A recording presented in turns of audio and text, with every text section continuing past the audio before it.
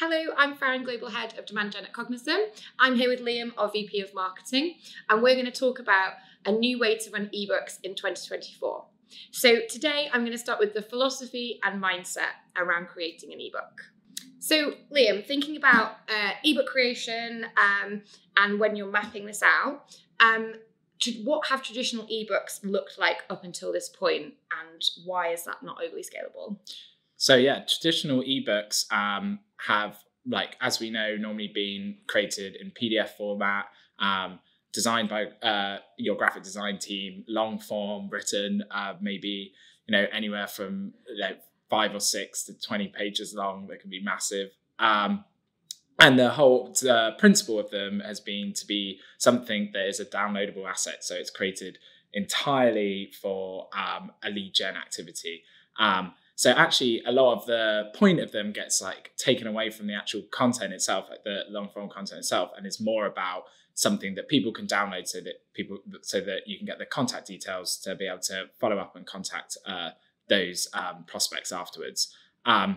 What we're thinking is that now, there's ebooks have been proclaimed dead because of we know that those lead gen tactics don't work, and just collecting contact details doesn't necessarily lead to successful business results, great marketing campaigns.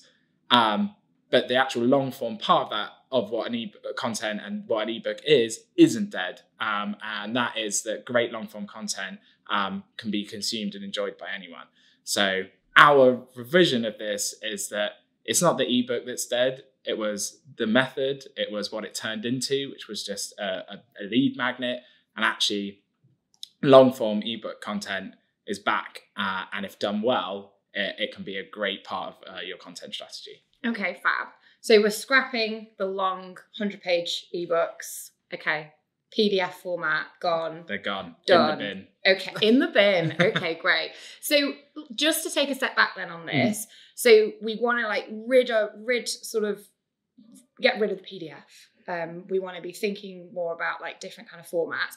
But before we go into that and how we achieve it, how has the B2B buying behavior changed? Why is it actually necessary to make this change? Yeah, so I think previously we obviously, when lead gen tactics came around, people were very happy to exchange their contact information for high quality content. As everyone adopted this strategy, quite often the content itself became less good. Mm-hmm. Therefore, it just became a way of them collecting contact details. And I think people got wise to that, right? That's why people fill out fake email addresses on those lead gen forms. They want to see if the content's any good, but they don't always trust that it's going to be. And that sort of trust between giving your contact details for information is broken down. 2, people are consuming content then in a completely different way. Previously, PDFs, eBooks are some of the main ways of distributing content. Now we know from all of the social media platforms that we have that there's people like to read stuff in feed ever since that sort of news feed became a main feature of social media platforms. They don't want to click out and look at a PDF. They want to look at posts in feed. They want to look at videos. People are listening to podcasts. There's loads of other ways of consuming content. Therefore, if we're going to create an ebook, we need to be able to create something that addresses those ways that people consume information, have multiple media formats in it, is easy for people to access and read. That doesn't mean they have to download a PDF, and sort of, meets the buyer where they are now, which is enabling them to view it without having to necessarily fill out contact details, but also providing it in different formats. So maybe hosted on a website so that they can come on and maybe watch videos within it and listen to parts of it as well, and it not just be a PDF that they have to download. Cool, makes sense. So really, in summary, people's attention span is super short. Yeah. Just given that we want to be able to attract people in feed. I think people as well, particularly what I've seen is people just get lost in the goes to landing page, fills out a form, waits to download the ebook. So I think companies put all of that effort into creating this ebook, but it rarely actually gets consumed, because I think it just becomes a bit of a headache to even access it. So I think that definitely makes sense in terms of what you're saying there. If we just speak very broadly about the subject matter of these ebooks as well. So when I started in marketing, like many moons ago, a lot of our ebook content was around like the state of play of marketing in 24, like very like broad brush, covered a range of topics, because the idea was that we would attract as many people as possible, cast the net wide, and get as many people into our lead funnel. But I think what we've learned particularly on our demand gen journey at Cognism, we've learned that value is key.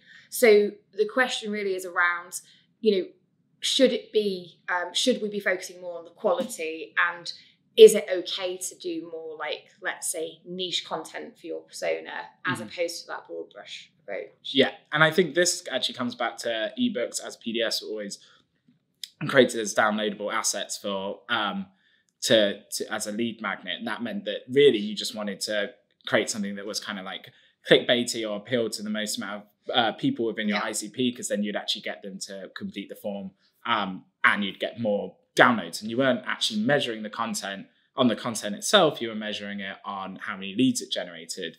And now we can think that we can go back and actually create content that drives real value. And then to do that, sometimes you have to get a bit more hyper specific to the person you're trying to target, or create more niche content that will fit the person that's going to be reading the ebook and actually provide a lot of value to them. And as we know now, is that actually providing that value is what creates demand, what builds the trust, creates that connection between your company and the prospect, as opposed to obviously just some broad, boring content that they won't read, but you'll have a lead metric assigned to it, but actually they weren't ever really consuming the content themselves. I think it's interesting as well when you say like lead metric, because it kind of becomes, I know when I was running the ebook play previously in previous companies, it becomes a bit of a self-fulfilling prophecy, because you want to create valuable content that's going to get consumed, but at the same time, if you've got a target which is